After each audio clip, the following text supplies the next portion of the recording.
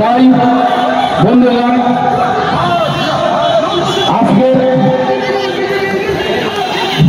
আজকে এই সবার সামান্য কয়েকজন ক্ষুদ্র আমাদের নেতৃত্ববৃন্দ যে সভাটা আয়োজন করেছে আজকে সেই সভাটা সাফল্য আজকের মা বোনেদের বলবো মঞ্চের বলছি এই পঞ্চায়েত নির্বাচনে তৃণমূল কংগ্রেসকে নিয়ে এই ভাঙড় থানার ওসি মেজবাবু যে রাজনীতি করছেন একটাও যদি আইএসএফ এর কর্মীর লাশ চায় আপনার বাড়িতে চলে যাব আমরা সেই লাশকে নিয়ে মাননীয় মুখ্যমন্ত্রীর বাড়িতে যাব সেই লাশ নিয়ে আমরা লাশের রাজনীতি করতে দেব না এটাই আমরা ইন্ডিয়ান সেকুলার ফ্রন্ট শপথ নিয়েছি 21শে জানুয়ারি আমরা ধর্মতলায় গিয়েছিলাম আপনারা ভেবেছেন আমাদেরকে একটু ধমকে চমকে আমাদেরকে আপনার তৃণমূলের খাতায় নাম লেখাবেন অতটা সোজা নয় মেরুদণ্ড বিক্রি করার জন্য আমরা ইন্ডিয়ান সেকুলার ফ্রন্ট করতে আসিনি মেরুদণ্ডকে বিক্রি করার জন্য ইন্ডিয়ান সেকুলার ফ্রন্ট করতে আসিনি শুনে রাখুন এখানে আমাদের আপনাদের চেয়ারম্যান ইন্ডিয়ান সেকুলার ফ্রন্টের চেয়ারম্যান আপনাদের বিধায়ক এখানে উপস্থিত আছেন 88 জনকে আমাদেরকে যেভাবে অত্যাচার করেছেন 42 দিন আমরা মনে রেখেছি এই বাংলার মানুষও মনে রাখবে কারণ আপনারা শুনে রাখুন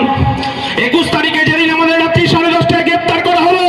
আপনার বিধায়ককে পুলিশ হাজার হাজার পুলিশ যখন টেনে হিচড়ে যখন তার পিছন ভ্যানে তুলছে আমাদেরকে যখন লালবাজারে নিয়ে যাওয়া হলো আমাদেরকে রাত্রি 10:30টায় যখন আমাদেরকে গ্রেফতার করা হলো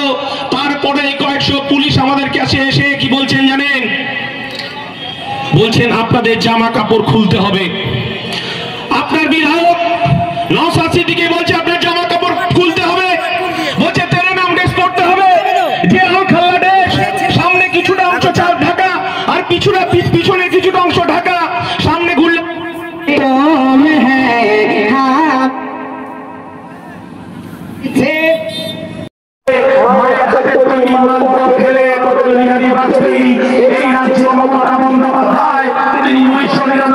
লোকসভা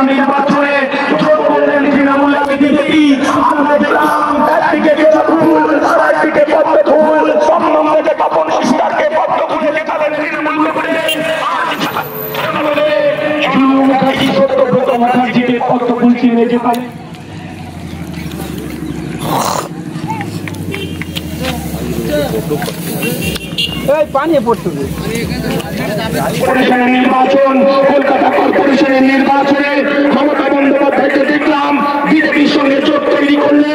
আমরা দেখলাম প্রয়াত সুব্রত মুখোপাধ্যায় মেয়র হলেন আর ডেপুটি মেয়র হলেন বড়বাজার থেকে জিতেছিলেন পদ্মফুলের মীনা দেবী পুরোহিত আমরা বলতে চাইছি যে তৃণমূল কংগ্রেস এতদিন এনআরসি বলে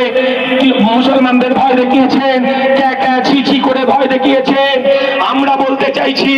মুসলমানরা আপনার দুধের গাইগুলো জেগেছে বিজেপি 2025 সালে ওয়াকফ সংশোধনী বিলের নাম করে আমার বাপ জেঠা কাকাদের 300-400 বছরে কবর